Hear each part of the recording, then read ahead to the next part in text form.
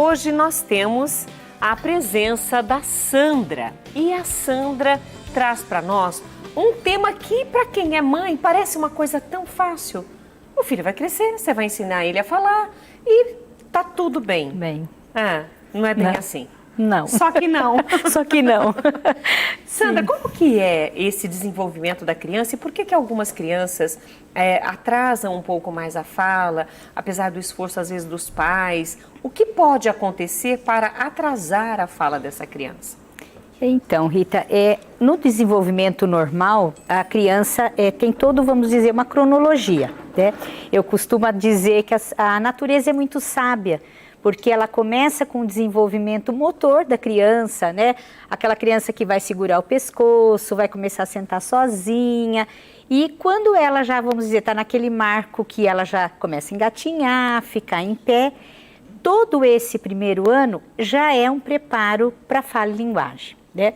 E é o que eu costumo dizer muitas vezes para os pais, que às vezes falam, o bebê não está entendendo, né? A gente não precisa estimular tanto porque é um bebezinho. Muito pelo contrário, esse bebê, ele está assim, dentro do desenvolvimento normal, ele está prestando atenção no pai, ele está prestando atenção na face das pessoas, articulando as palavras. Então, quanto mais essa família puder conversar com o bebê, cantar com esse bebê, e lá por volta dos 8 aninhos, um aninho, começar até a ler histórias, mostrar figuras para essa criança, tudo isso vai, vamos dizer, provocando uma estimulação para essa criança, né?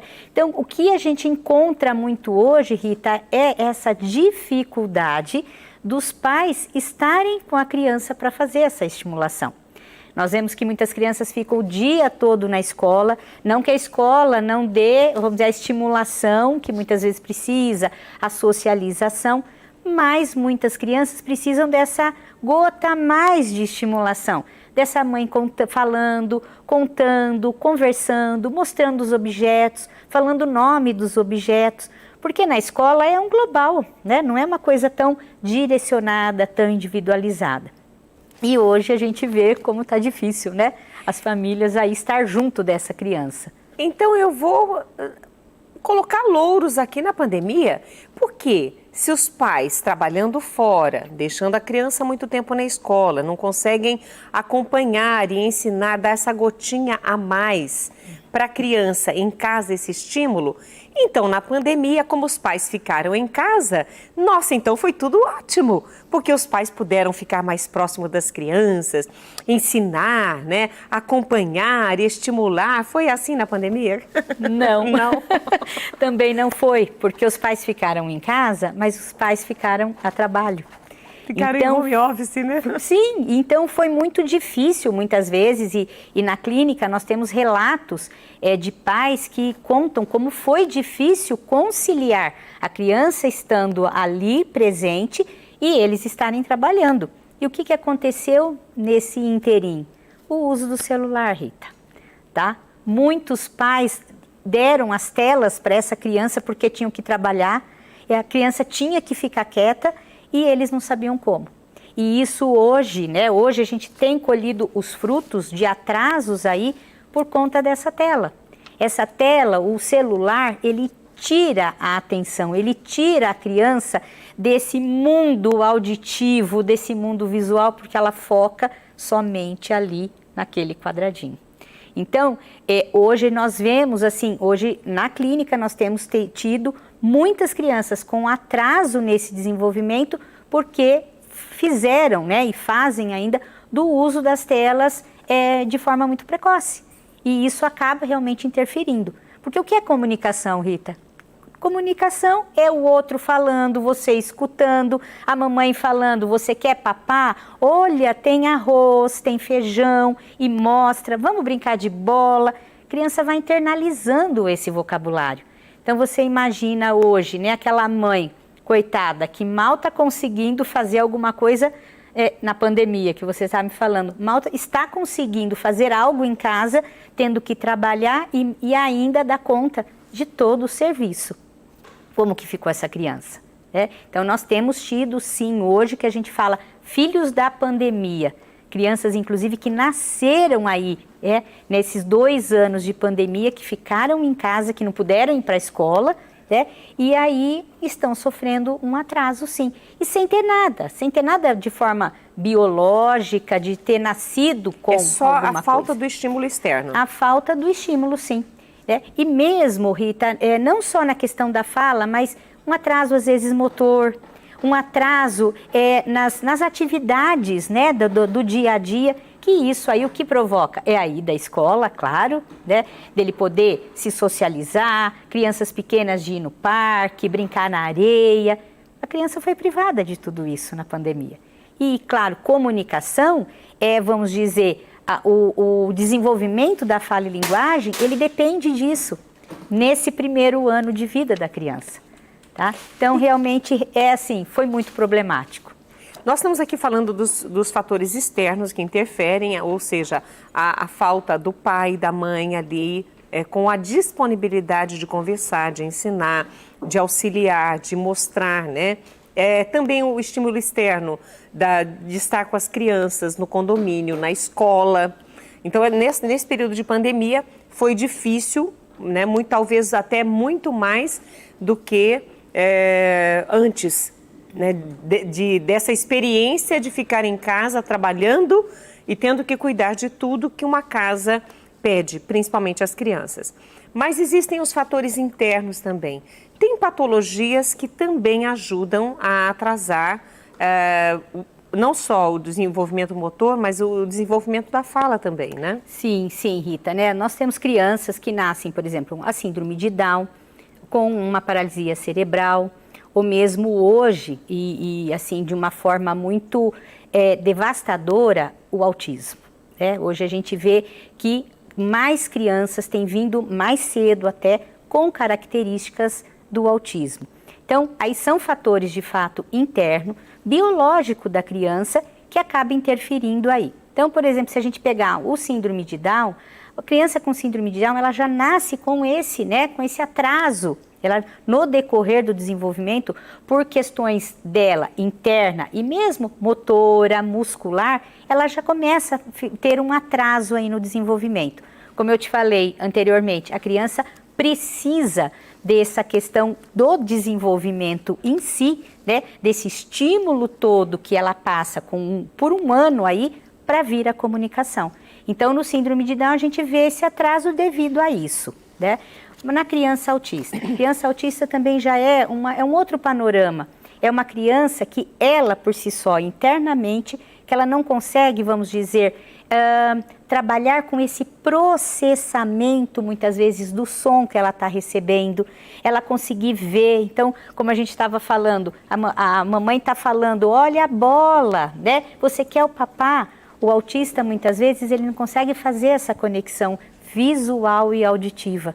Então, ele acaba não formando engramas cerebrais, que são as caixinhas de linguagem, para depois ele vir a fala e ele fazer toda a verbalização. Então, para cada patologia, nós vamos ter, vamos dizer, características, né, de comunicação. E muito importante aqui, talvez até de uma forma bem rápida aqui e informativa, essa diferença entre fala e linguagem. Porque quando a gente diz linguagem é esse arquivo interno que a criança tem que ter para ela vir a falar. A fala é, vamos dizer, a tradução da linguagem, a questão motora da linguagem.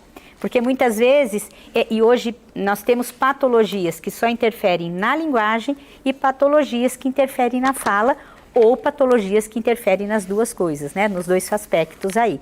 Tá? Então, por isso que é muito importante a família estar muito atenta ao desenvolvimento dessa criança. Se é aquele bebê muito quietinho, que faz poucos sons, né? Que quando a mãe ele começa, naquela fase que o bebê começa a ter um contato ocular, um contato com o social, se a mãe vê que já é um bebê mais quieto, que não olha nos olhos, que não participa muitas vezes da brincadeira, isso já são sinais que algo não vai bem. Porque dentro do desenvolvimento, vamos dizer, normal, uma criança quando chega aí com um aninho, ela já tem que ter entre 1 ano e 1 ano e meio, ela tem que ter um repertório, por exemplo, de 20 palavras.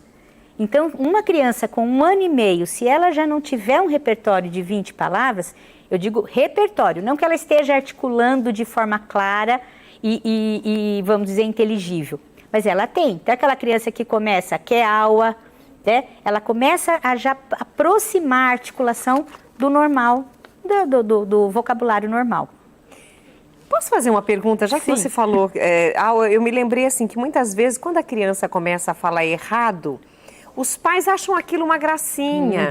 E ao invés deles falarem água, não, aua, eles repetem do jeito que a criança fala errado.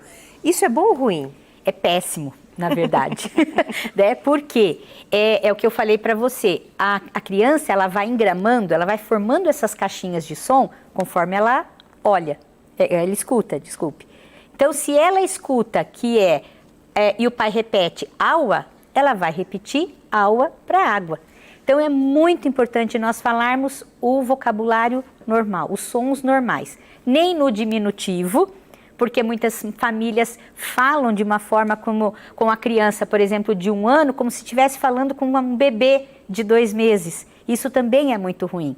É muito mais difícil a criança engramar o som quando tem esse inho do diminutivo do que o nome normal, o som normal. Então, bola é mais fácil do que bolinha, carro do que carrinho, tá? No diminutivo. Então, existe sim, vamos dizer, uma dificuldade da criança em gramar esse som. Então, não é bom. Legal, eu gostei disso, porque a gente tem mania de quando vai falar com a criança, falar no diminutivo. Quer dizer, para ela é muito mais difícil aprender o diminutivo do que o nome correto da palavra. Vaso e não vasinho, carro e não carrinho, boneca e não bonequinha. É por isso que é muito importante essas informações, né? Porque aonde é que os pais têm esse tipo de informação? Não tem, né? E a gente tem cada vez mais recebido crianças muito pequenas no consultório. E às vezes são crianças que não têm nada, têm um pequeno atraso que com algumas orientações esses pais conseguem lidar. Claro que depois de feito uma avaliação nessa criança, a gente fala, olha, precisa da intervenção fonoaudiológica ou só com uma orientação para os pais a gente consegue, vamos dizer, diminuir um pouco essa defasagem. Olha, deixa eu só mandar um oi aqui, porque o pessoal... A Eliana Rocha desejando boa tarde, Tereza Ribeiro, boa tarde minha amiga, uma tarde abençoada para você e toda a sua equipe. A Luciana Lima, boa tarde Rita. Mailde Rocha, boa tarde Rita Maria. Aqui é a Mailde Rocha, Andrade de Itapira, Tapira, no Paraná. Abraço a todos. E é muito legal ter esse boa tarde de vocês, esse carinho de vocês e a participação também. Com certeza vocês conseguiram fazer com que os seus filhos falassem corretamente, adequadamente, ninguém teve problema nenhum. Porque é interessante, Sandra, que todo mundo participa. Eu estimulo aqui a pergunta e todo mundo participa e tira as suas dúvidas. Eu estou vendo aqui que hoje o pessoal está participando aqui conosco, inclusive a Ludmila Castro, está desejando para nós boa tarde, está dizendo assim, que ela tem uma sobrinha que fará 2 anos em abril. Ela não fala nenhuma palavra, mesmo sendo estimulada a falar. Ela vai entrar na escolinha, isso pode melhorar? Sim, pode melhorar, mas hoje já vamos dizer, um indicativo para uma avaliação. Ela diz que é autista leve. Ah, sim. Então, vamos dizer, esse atraso aí vem vindo devido a essa patologia. Mas já é uma criança para uma intervenção. Já é para ser colocada numa intervenção. Porque mesmo que seja um autista leve, todo o estímulo, nós já vamos recuperando essas entradas que eu tenho falado. Né? Essa estimulação, orientando a escola, orientando os pais, como eles devem, de fato, estimular essa criança. Porque também, Rita, não é, para uma criança que tem uma patologia, não é qualquer tipo de estimulação. É muito diferente a intervenção que nós temos que dar para as crianças que têm alguma patologia do que aquela criança, vamos dizer, típica, recebe no dia a dia. Então tem que ser algo bem específico. Depois tem de que ter o feita uma acompanhamento avaliação. de uma fonoaudióloga? Sim, tem que ter. Tem que ter. Ah, mas é pequenininha, né? Nossa, não tem 2 anos. Mas já tem que ter, principalmente se já tem um diagnóstico fechado. A Bernadette Almeida, um beijo para você, viu, Bernadette? Ela coloca assim: conversava muito com os meus filhos e contava histórias, desde bebês. Resultado, falaram bem cedo e muito bem. Contar histórias mostrando as figuras dos livros de um jeito bem legal amplia vocabulário e a comunicação. É isso mesmo. A Bernadette, professora. Não sei se isso deve ter ajudado também, né? Sim, sim, com certeza.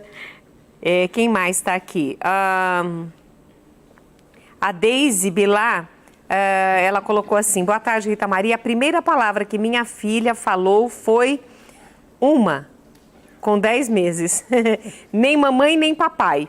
Ela gostava de pegar a bolacha no pacote e quando colocava a mãozinha para pegar, eu dizia uma só. Portanto, para ela, bolacha era uma. Que legal, Deise, gostei, viu? A Elaine Uric, a Deise é de São José dos Campos e a Elaine é de Panambi, no Rio Grande do Sul. Boa tarde, Rita Maria, todos os programas maravilhosos e, como sempre, esse chefe tá demais. E nem pensar em dieta, é bem por aí, viu? Dieta também é uma palavra que a gente não quer ensinar para os filhos, mas a gente precisa controlar, mesmo que eles não aprendam a falar, sim. Não é, Sandra? Alex Alves, beijo para você, viu, querido? E assim as pessoas estão participando conosco e eu gostaria que você fizesse um fechamento, Sandra, sim. Porque nós falamos da criança que necessita desse estímulo externo que é dado pela escola, pela família, pelos coleguinhas, pelas crianças que brincam juntos e tem as patologias, os problemas que vão dificultar essa fala e aí precisa de um acompanhamento, não só médico, mas de outros profissionais. É multiprofissionais, né? Dependendo da patologia, sim. Tá? Normalmente entra aí, se existe uma questão motora, entra a fisioterapia, a terapia ocupacional também, e na comunicação, sem dúvida nenhuma, né, o fonoaudiólogo aí, e muitas vezes, se existe alguma questão comportamental, emocional, ou psicólogo. Agora, claro, né, Rita, que vai da avaliação desse primeiro terapeuta que recebe essa criança, ele observar. Porque muitas vezes vem, por exemplo, para eu fazer uma avaliação e eu vejo que precisa, por exemplo, ir para fisioterapia, para psicologia, ou se precisa de algum exame adicional, auditivo, encaminhar para o neurologista. Então, vale da nossa expertise aí. E olha, nós estamos conversando hoje com a Sandra Smaira, que é fonoaudióloga, falando aí sobre o atraso na fala das crianças e os problemas que isso pode gerar.